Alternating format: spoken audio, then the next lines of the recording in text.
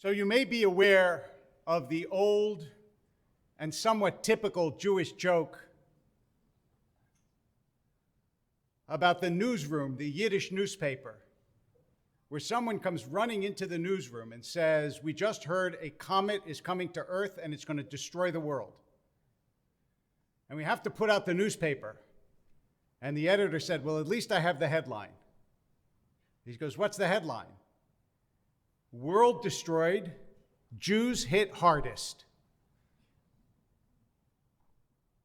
The idea is when something catastrophic happens, we tend to think, how does it affect the Jews?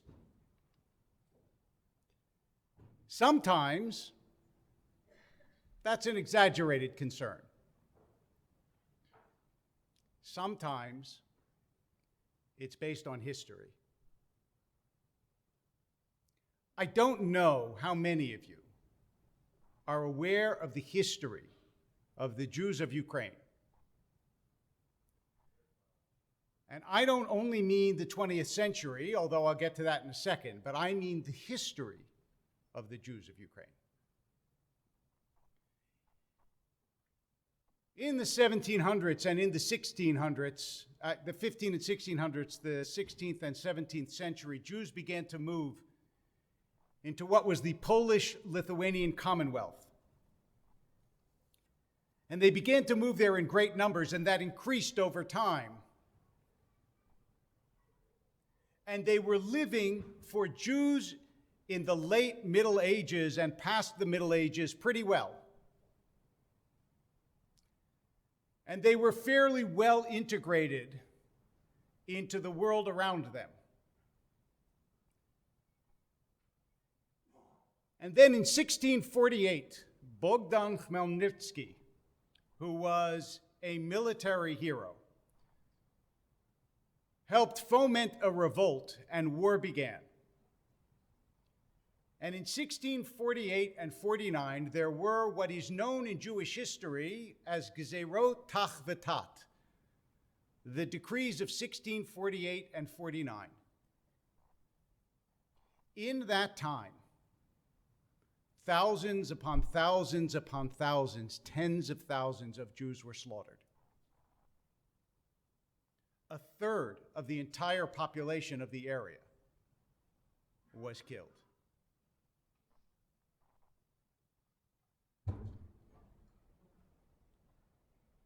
I'm going to read you the testimony of just one, although there are so many. Aharon Shmuel Kedenover, who later on became the Rabbi of Krakow in Poland, was a scholar and a writer and a teacher. "I lay alone with a broken leg, lame and crippled, when God destroyed the Polish and Lithuanian communities. Everything I valued was taken from me. My wealth and possessions, my family, my 2 little girls murdered as martyrs, and all the holy books that I had written. I thought I would be cut off from the land of the living, for I was defiled and filthy, rolling in the blood of the martyrs on the street who had given up their souls to die.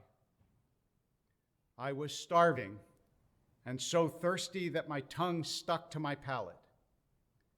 The enemy brought me to be killed many times, and I stretched out my neck like a lamb to the slaughter, but God, in his great mercy, has kept me alive until this day in the land of the survivors." That was written a decade later. What happened to the people who survived? Most of them became refugees, and a large percentage were sold into slavery. The Tartars came, took the Jews, and sold them in slaves throughout the Middle East, especially in Istanbul, which was the capital of the slave trade at the time. Imagine this: Ukrainian Jews taken by Tartars to Istanbul to be sold as slaves. What happened as a result was that the entire Jewish world started to raise money for Pidyon Shvuyim, the redeeming of the captives. When I was in the synagogue in Siena, I remember seeing there, as I was led around by an Italian non-Jewish guide because there were no Jews to lead one around the synagogue, and I saw carved into the walls of the synagogue were tzedakah boxes. And they said in Hebrew, for Aniyei Yisrael, for the poor of Israel. But they weren't just for the poor of Israel, they were to redeem the slaves that were being traded throughout the Middle East. And we have stories of people who wrote books so that they could make money, so that they could redeem their children and their spouse who had been sold into slavery. And I bring this up because this is the reality of Jewish history. And when we hear Ukraine, if we don't know that Ukraine has a long history with the Jewish people, then we don't understand something about the situation today that I will get to in a minute. Now, what happened after things calmed down was Jews began to rebuild, because that's what we do. And towns began to be rebuilt, and people went back and dug up possessions that they had buried when they fled. And that's why, when World War II started, there were 3 million Jews in Poland. 3 million. Because around that area, the Commonwealth of Lithuania and Poland and the Ukraine and so on, Jews managed to rebuild from what was called at the time Khorban Ukraine. Now, those of you who know Jewish history know Khorban before this time was used for only one other event in Jewish history. What was it? The destruction of the temple, Khorban Habayit. Which meant that this catastrophe, which was the greatest catastrophe in European history until the 20th century, was thought of as equivalent to the destruction of the temple.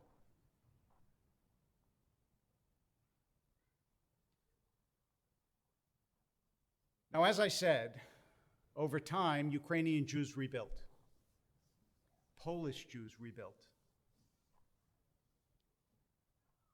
But even at the beginning of the 20th century, before the Holocaust, between 1918 and 1921, there were over 1,000 anti-Jewish riots and military actions, commonly referred to as pogroms, throughout that area in 500 different locales of what is now called the Ukraine, and you can read about this in a book called In the Midst of Civilized Europe. As you can read, by the way, if you want to, about all the slaves who left in a book called Rescue the Surviving Souls, The Slave Markets of Istanbul.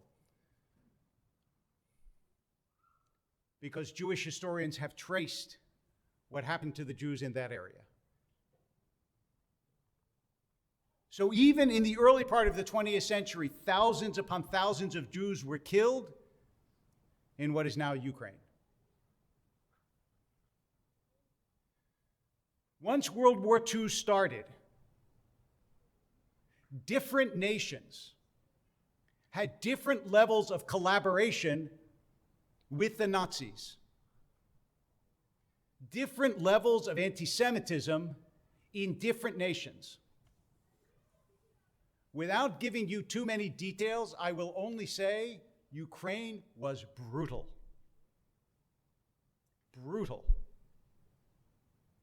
to the Jews in its midst. And I don't have to tell you what happened to the Jews of Eastern Europe. To millions of Jews.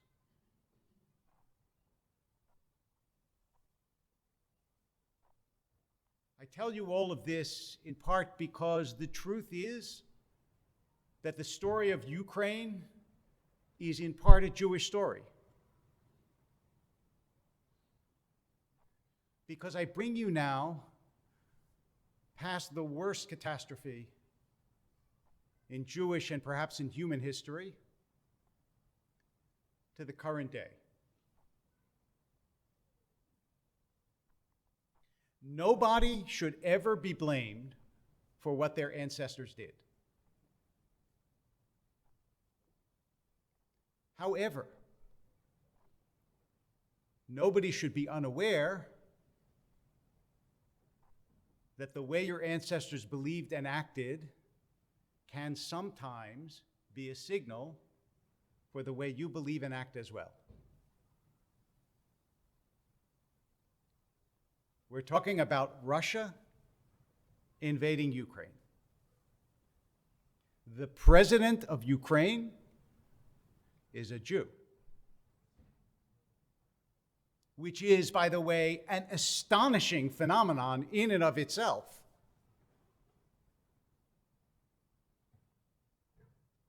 But it has not gone unnoticed in Russia, because the former president of Russia, Medvedev, referred to him, Zelensky, as a man with certain ethnic roots. Yep. A man with certain ethnic roots, and then suggested that he concealed his Jewish identity to serve the interests of the Ukraine nationalists. Have you ever heard about Jews hiding who they are to serve the nefarious interests and undermine a country? There it is, right there. And then said that his betrayal of Russia, and betrayal was an exact quote, made him like the Sonderkommando. Do you know who the Sonderkommando were? The Sonderkommando were the Jews who were forced to clean the ashes of the bodies of Jews who were killed in the camps. When you use that kind of rhetoric about someone, I don't have to tell you that what you are doing is appealing to deep, ingrained anti-Semitic stereotypes in Russia and in Ukraine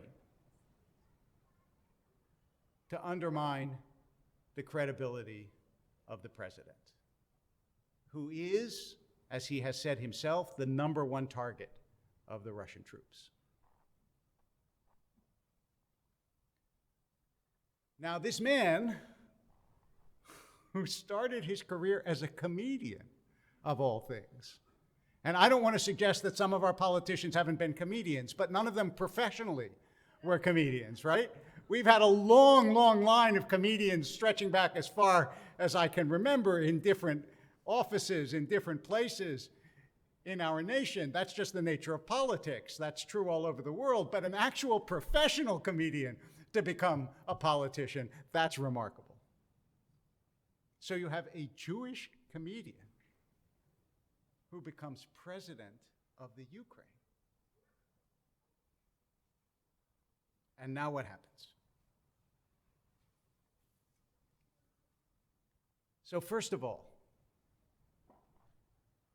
all of us have to pray that this ends quickly and as peacefully as possible,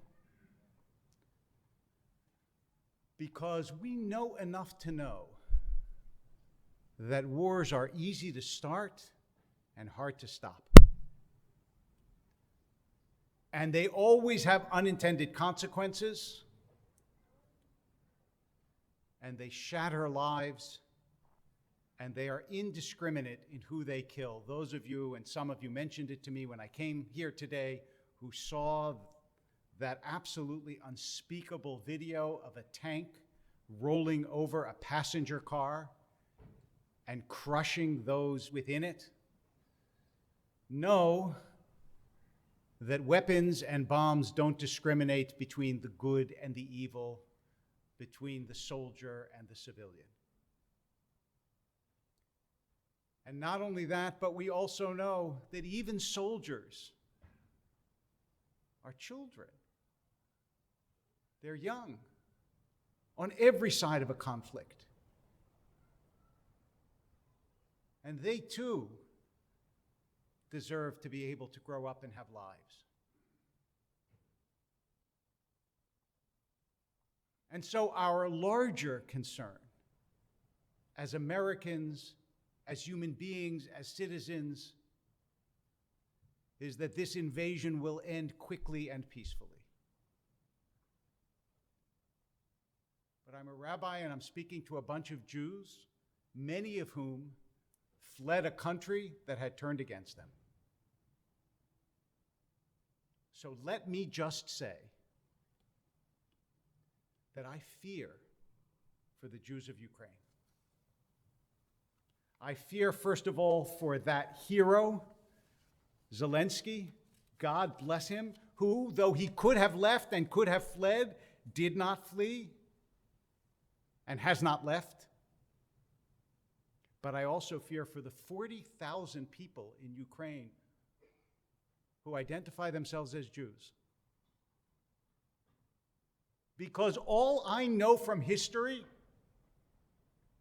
is that when there is war in that part of the world, Jews do not come out of it well.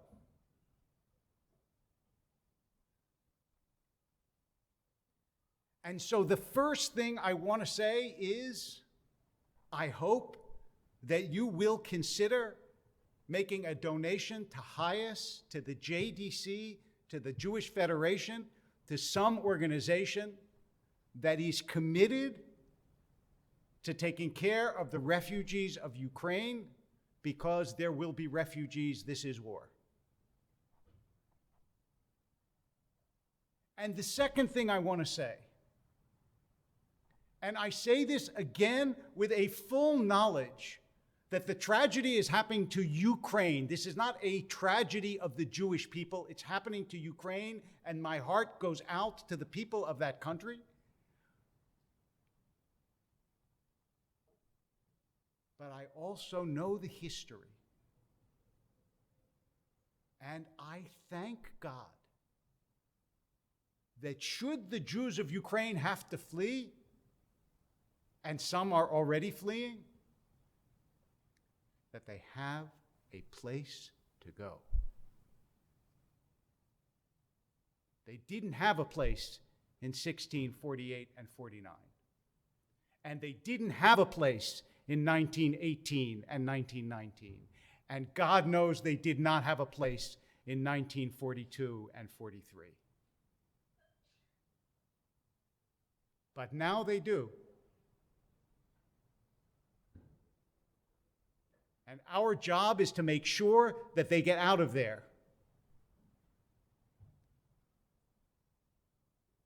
Because our home, and here I speak about our home as Jews, our home will take them in. The reason that Israel is the home of the Jewish people is because of what Robert Frost said was the true definition of home. He said, home is the place where, when you have to go there, they have to take you in. If they don't have to take you in, it's not your home. If a Jew is in trouble, Israel has to take them in.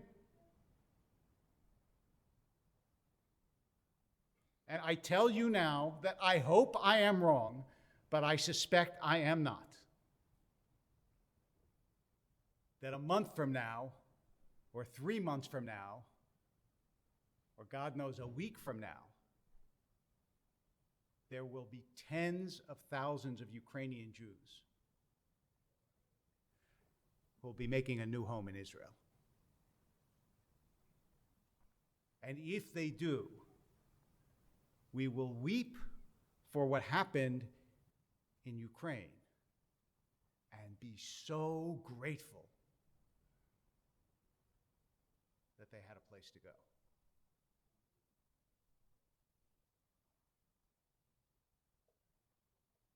It is true, America might take some.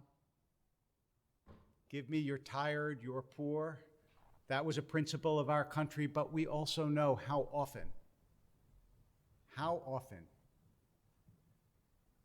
It has not been true when it has come to the Jewish people.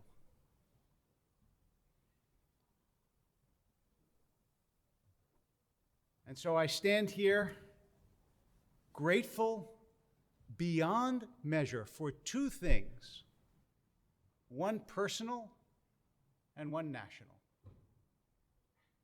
The first thing that I am grateful for in ways that I can never express and to people to whom I can never express it is that my great-great-grandparents